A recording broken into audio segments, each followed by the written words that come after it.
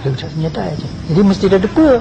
Bertanya macam gadang mereka kan karena hana budai, bena urang yang pegang notah budai ada berasa mereka. Bila kita budai. Urang mengabang hana depa depa. Batai kemah mereka dengan budai.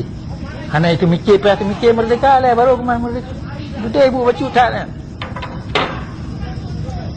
Bertanya macam gadang mereka wajah budai lanjaro tu. Tumbuh puluh. Bertanya yang beri budai ke Jawa.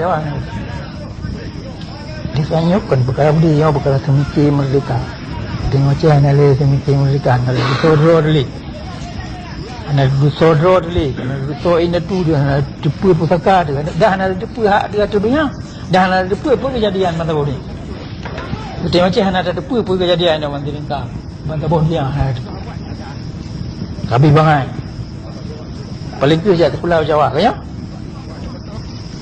Jadi baik mana atau apa katanya dah budaya dia ni habab tanah anak itu orang tu mikir merdeka lah.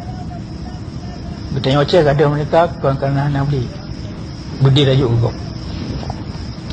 Dah hang kemai pedang merdeka dengan tu mikir kan. Kalau boleh tapi bertanya orang macam nak sentimen ke merdeka. Nak perasaan ke merdeka, galak ke merdeka. Tapi katua ke hana teori merdeka le. Dia apa yang murno teori merdeka le. Sentimen macam hantu. Apa teori merdeka? Dia mesti datang. Buat organisasi. Mesti ada apa ya? Kepentingan nasional apa makna? Kepentingan kolektif, interest ni bantah Aceh apa? Sejarah Aceh akibat. Ini tu dia akibat kepada hak yang lain. Bayangin yang mendu.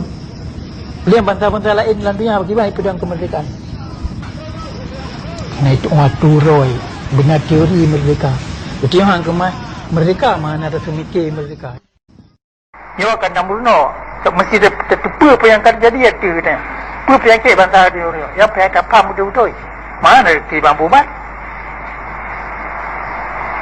Boleh tu banyak. Apa yang kita nyok murno ini. Apa yang kita nyok pubu ini. Yang kenggak punya no nonsense. Kon yang mengkera kan. Mengajar tak bayar pada punya. Hei dia ada usaha. Pakai tatemnya madu. Karena tujuan katanya suci ya kena. Orang lagi eloknya analum kena udet. Lebih si bega mati ni baik saja Jawa. Mungkin bu musai luar biasa tak indah tu dia mandu kan. Bertanya yang kakaknya ni datin rumah Jawa. Nampak kan? Udet katanya anak ayung Jawa katanya anak ayung tabon mana? Maya anak dapat selamat pun yang kagak pedang lain itu. Udik bertanya sebagai bangsa jajahan koknya anak ayung. Sebagai baik kau udik. Bila depu arti kemuliaan. Uri nak kau ane depu apa kai penuh Jawa buka tu. Nyo kata katuk penuh nyo murno ni. Macam apa kemarin dapat tali juga pakian kemarin. Lagi kita tak sidik roh tetap pegang analisa tak pulih apa penyakit ni menajik itu tak kata sifat Jawa ni kata puduk dalam ceng ni dia nak gerak ni dia nak yung Jawa ni dia nak berher ni dia nak peng pandai peng ni Jawa ji urung ngerti mantang ngerti lagi ajamun pakai ji kaya ni peng kata lagi cok pakai kata jauh